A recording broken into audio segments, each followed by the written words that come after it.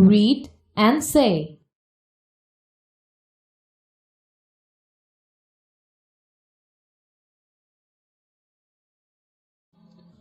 Hello, Thomas. How are you? Hello, Andy. I'm fine, thanks. And you?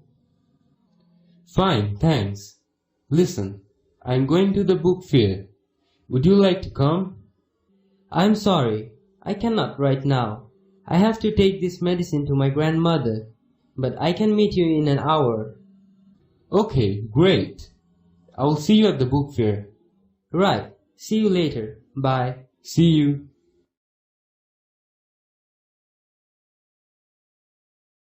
Read and say from Activity A of your textbook.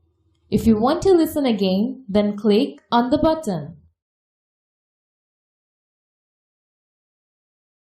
Pair work. Read the dialogue from Activity A. Ask and answer the question. 1. Where is Andy going? 2. Where is Tomal going? Why? 3. When can Tomal meet Andy? 4. How does Andy say goodbye to Tomal? If you want to read again, then click on the button. Put the following sentences in a dialogue form.